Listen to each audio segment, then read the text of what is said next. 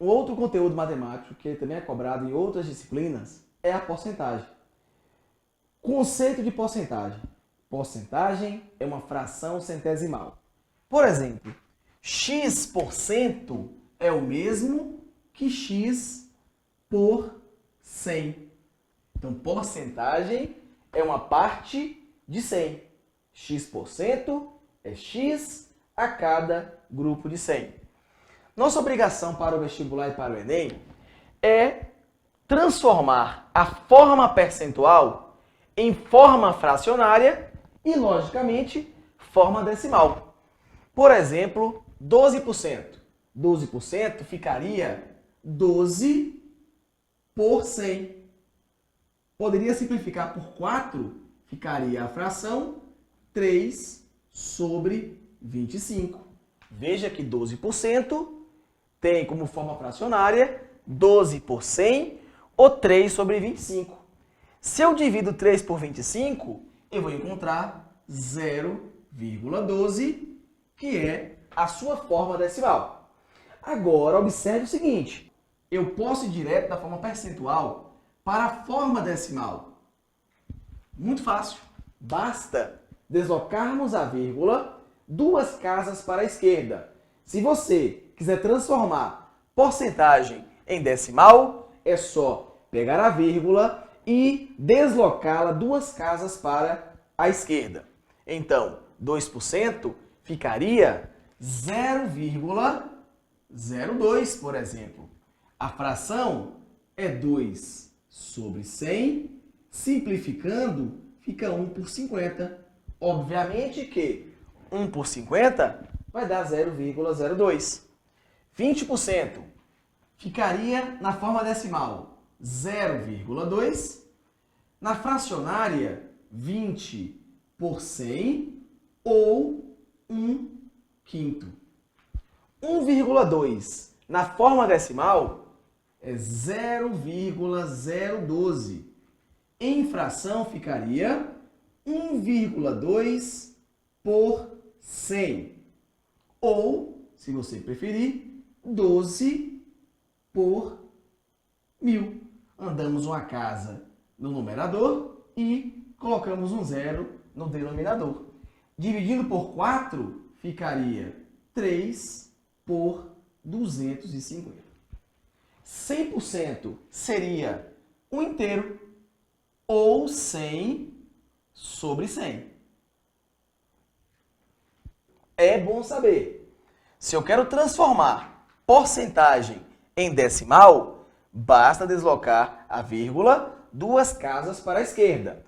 Mas se eu quero fazer o processo inverso, ou seja, transformar decimal em porcentagem, basta andar 2 casas para a direita. Para o vestibular e Enem, é essencial que saibamos calcular a porcentagem.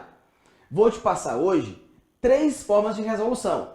Escolha a que você se sentir mais seguro. Fique à vontade. As 3 são válidas. A primeira forma é a regra de 3. A segunda forma é a fração. E a terceira forma é decimal. O exemplo é este aqui. Calcule 15% de 180. Eu posso utilizar a regra de 3. Lembrando que é a regra de 3 simples direta. Veja que o total é 180. Faça o seguinte, 180 está para 100%, assim como x está para 15%.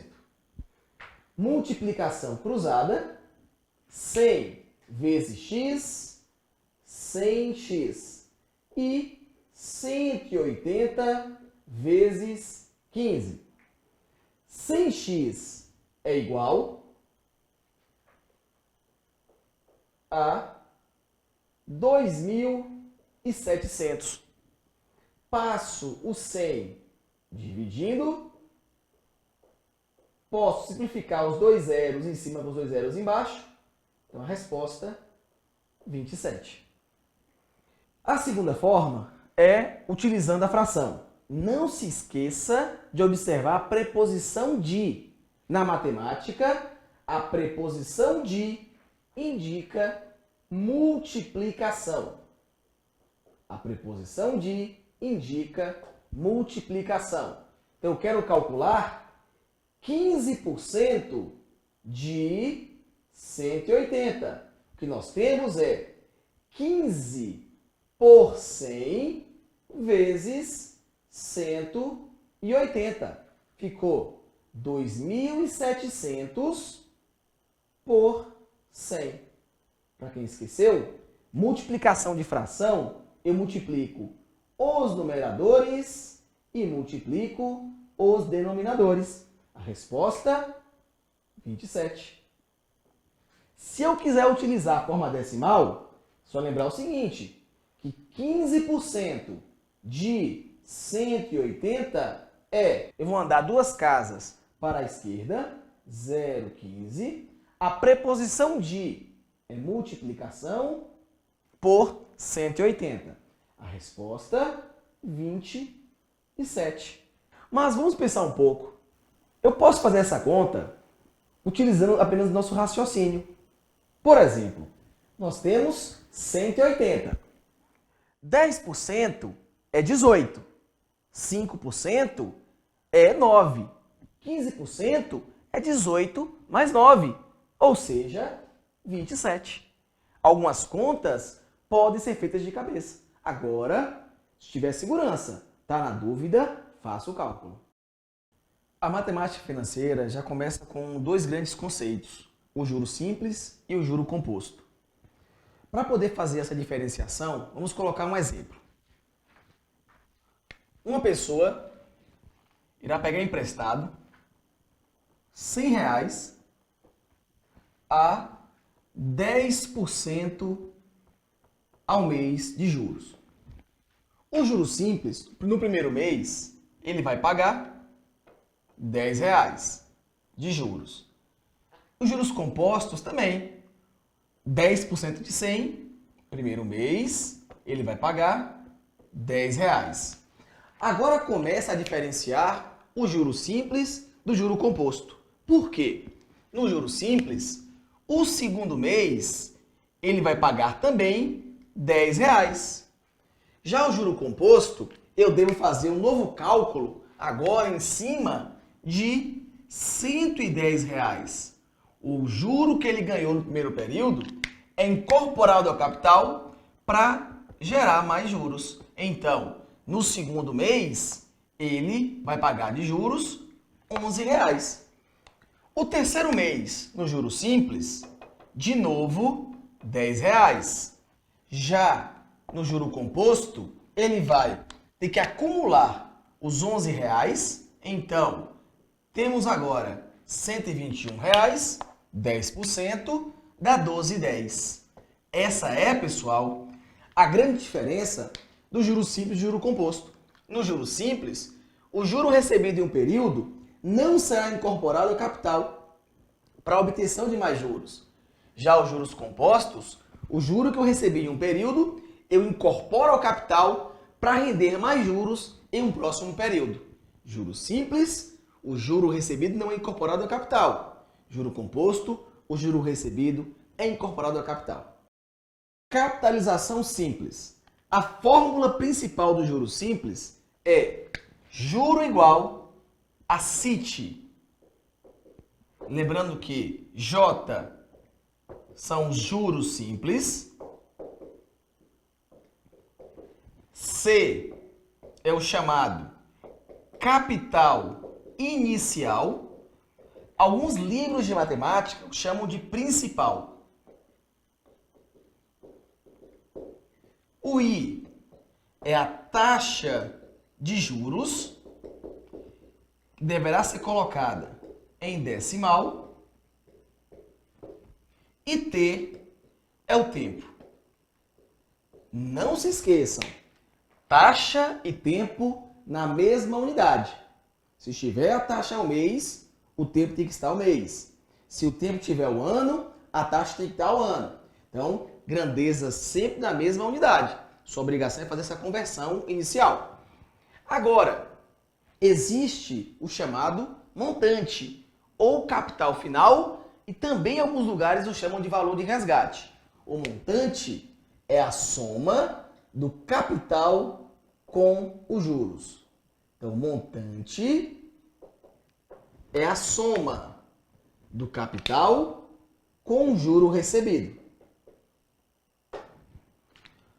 Outra coisa importante, o ano comercial, ele é formado por 12 meses de 30 dias. Então, vamos tirar 5 dias do ano corrido. Enquanto o ano corrido tem 365 dias, o ano comercial tem 360 dias. Nós podemos modificar a fórmula de montante.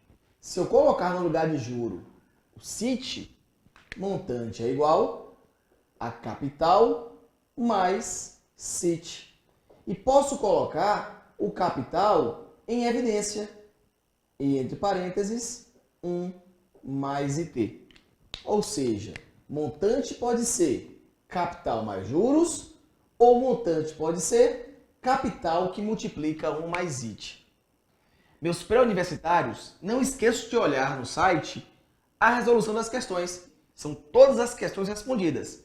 Nós estamos preocupados nessa aula em passar para vocês a teoria, mas as questões estão todas resolvidas. Olhe no nosso site. Pois bem, os juros compostos têm como fórmula principal a do próprio montante. Lembrando que M é o montante ou capital final. C é o capital inicial ou principal. I é a taxa de juros em decimal. E T é o tempo ou período. Olha, no juro simples, tanto faz você transformar a taxa ou tempo. No juro composto, não. Obrigatoriamente, transformaremos o tempo. Tivemos uma questão que a taxa de juros e o tempo tiverem unidades diferentes, transforme o tempo. Se a questão nos cobrar os juros compostos, será muito fácil. Nós sabemos que montante é capital mais juros. Se eu quero o valor dos juros, é só subtrair do montante o capital. Você vai calcular o montante e depois subtrair deste valor o capital, encontrando assim os juros. Guardem uma outra observação. O juro simples tem uma relação com progressão aritmética, proporção e função afim. Já o juro composto, nós temos uma relação bem próxima com progressão geométrica, função exponencial e logaritmo.